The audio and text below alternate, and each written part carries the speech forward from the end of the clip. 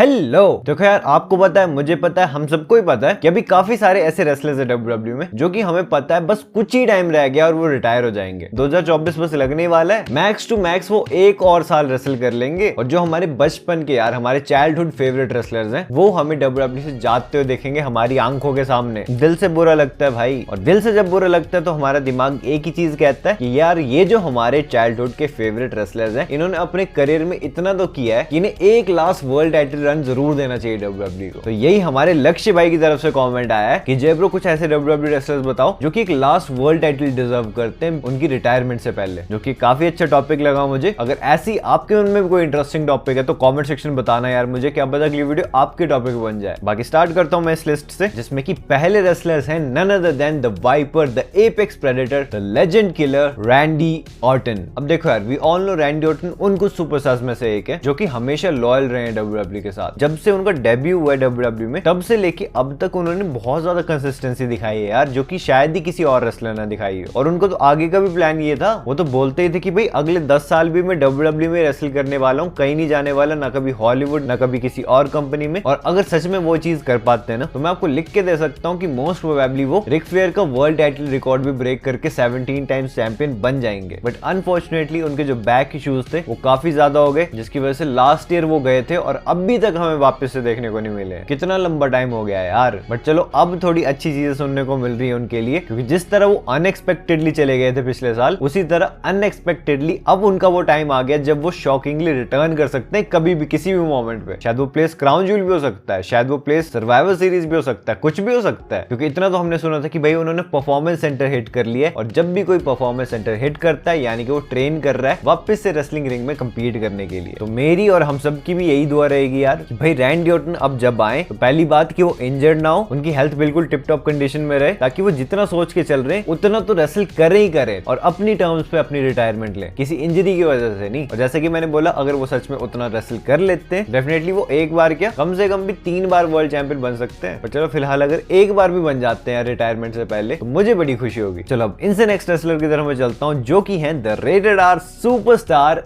Adam Copeland. हाँ exactly, Edge की मैं बात नहीं कर रहा हूँ क्योंकि एज तो डब्ल्यूडब्ल्यू में थे। अब जब वो ऑफिशियली डब्ल्यूडब्ल्यू से रिटायर हो चुके हैं और एईडब्ल्यू कंपनी में चले गए हैं, तो भले वो डब्ल्यूडब्ल्यू में कोई टाइटल ना जीत पाए, चलो उन्होंने अपने कॉन्ट्रैक्ट में लिखवाया था कि उन्हें कोई चैंपियनशिप नहीं जीतनी एक्सेट्रा एक्सेट्रा, वो सिर्फ रेसल करने के लिए आए हैं, उन्हें टाइटल जीतने से कोई मतलब नहीं है। पर मुझे नहीं लगता कि यार कोई नाराज होता अगर एज चैंपियन बनते तो। जैसे कि वर्ल्ड हेवीवेट चैंपियनशिप थी यार, वो तो वो जीत ही सकते थे, कम से कम हमारी दिली तमन्ना तो पूरी हो जाती। पर चलो अब जब डब्ल्यूडब्ल्यू में चैंपियन नहीं बन पाए, बट एडम तो एईडब्ल्यू वर्ल्ड चैंपियन बन सकते हैं अभी भी, क्योंकि डब्ल्यूडब्ल्यू करियर खत्म हुआ है ना, रेसलिंग करियर थोड़ी खत्म हुआ है अभी। तो मैं तो चाहूंगा यार कि एडम अपनी रेसलिंग रिटायरमेंट से पहले फाइनली एक बार तो वर्ल्ड चैंपियन बने, फिर चाहे अब वो किसी भी कंपनी में हो, उनका एक बार वर्ल्ड टाइटल रन देखना है तो देखना है। चलो अब इससे नेक्स्ट रेसलर की तरफ मैं चलता हूं, जो कि है द बेस्ट लूचाडोर रे मिस्टीरियो। देखो यार, रे मिस्टीरियो के लिए मेरे को हमेशा से इतना बुरा लगता है ना। अब वो वर्ल्ड चैंपियन भी शायद 2-3 बार बने, डब्ल्यूडब्ल्यू चैंपियन भी एक बार बने, बट हमेशा उनके साथ खराब भी चीजें हुई हैं। वर्ल्ड चैंपियनशिप भी जब जीते तो उन्हें जल्दी हरवा दी चैंपियनशिप, और डब्ल्यूडब्ल्यू चैंपियनशिप तो जब जीते थे तो उसी नाइट पे उनसे चैंपियनशिप हरवा दी थी यार। और पता मुझे उस टाइम पे कितना बुरा लगा था। मेरे one of the top favourite wrestlers में आते हैं रे मिस्टीरियो, और वो हैं यार एक लेजेंड। काफी लोग उन्हें कंसीडर नहीं करते, लेकिन वो भी डब्ल्यूडब्ल्यू के one of the greatest of all times है। उनकी वजह से कितने सारे रेसलर्स ने रेसलिंग करना शुरू किया है। तो अब जब इतनी सारी अकम्प्लिशमेंट्स रही हैं उनकी, जब उन्होंने इतना कुछ दिया है प्रो रेसलिंग इंडस्ट्री को, डब्ल्यूडब्ल्यू का भी बनता है ना यार एक बार उन्हें one last final world title run देना। तो मेरे अकॉर्डिंग तो उन्हें देना चाहिए यार। बाकी आप क्या सोचते हो मुझे कमेंट सेक्शन में बता देना। मैं चलता हूँ नेक्स्ट रेसलर की तरफ, जो कि है the best in the world CM Punk. हाँ, अगर आप सोच रहे हो कि भाई वो तो किसी भी कंपनी में नहीं है, वो तो प्रो रेसलिंग में ही नहीं है करंटली, तो वो कहां से चैंपियन बनेंगे। तो देखो, although CM Punk professional wrestling industry में वापस आए, टू बी प्रिसाइज एईडब्ल्यू में वापस आए, इवन वहां की वर्ल्ड चैंपियनशिप भी जीते, बहुत बढ़िया, मजा आ गया। लेकिन असली मजा तो तभी आएगा ना यार जहां से वो निकल के गए थे वहीं आके अगर वो वर्ल्ड चैंपियनशिप जीतते हैं तो। अब देखो करंट टाइम में कितनी सारी बातें, कितने सारे रूमर्स, रिपोर्ट्स वगैरह आती रहती है कि सीएम पंक वापस आने वाले हैं, कई रिपोर्ट्स आती है कि सीएम पंक वापस नहीं आने वाले, ऐसा है वैसा है कैसा है पता नहीं क्या क्या है। लेकिन कहीं ना कहीं हमें पता है कि भाई सीएम पंक आ रहे हैं डब्ल्यूडब्ल्यू में, और अगर वो आ रहे हैं सच में डब्ल्यूडब्ल्यू में तो ऐसा मैं मान नहीं सकता कि वो एक बार भी वर्ल्ड चैंपियन नहीं बनेंगे। कम से कम उन्हें एक बार तो यार वर्ल्ड चैंपियन बनाना ही चाहिए उनकी रिटायरमेंट से पहले। उनका भी कितना ही टाइम रह गया है रिटायरमेंट को, 2-3 साल की बात है, उन्होंने भी तो छोड़ ही देना है। तो क्यों ना यार एक बार फाइनली हमें भी नॉस्टैल्जिया ये फील करवा दे WWE। अब मैं नहीं बोलता कि एकदम से उन्हें चैंपियन बनवा दो, धीरे धीरे करो ये चीज, लेकिन यार बनाना जरूर, और हो सके तो इस बार रेसलमेनिया मेन इवेंट करवा देना। उनका तो मेन मुद्दा ही हमेशा से ये था, तो वो भी खुश, आप भी खुश, हम फैंस भी खुश, तो और क्या चाहिए फिर। चलो इससे नेक्स्ट रेसलर की तरफ मैं चलता हूँ, जो कि है द ऑलमाइटी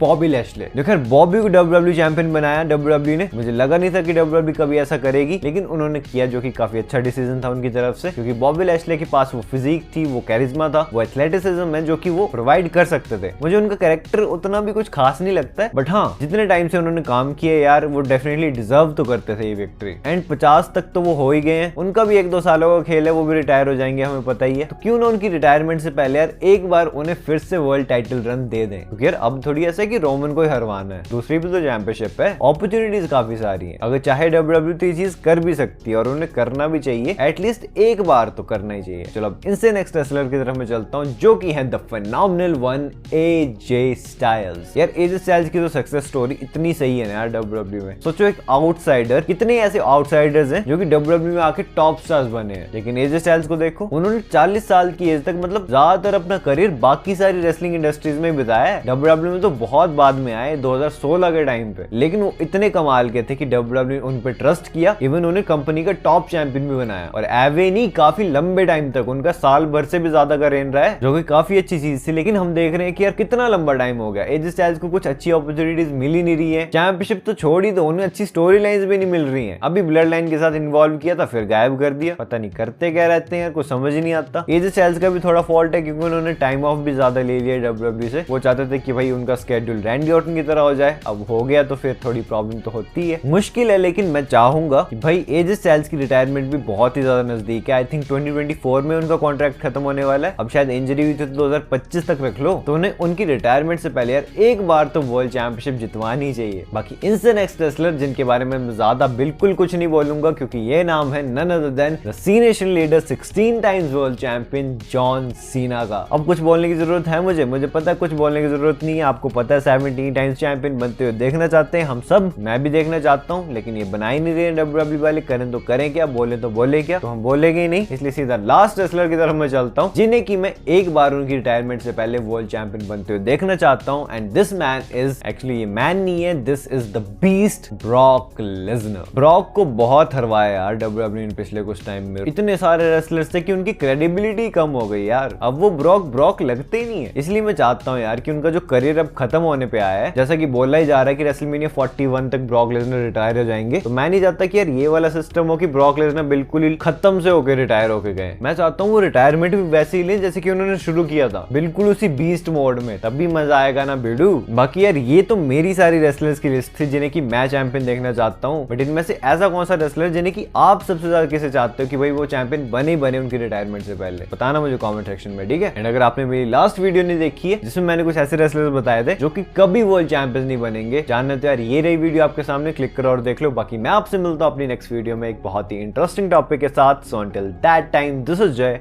साइनिंग आउट।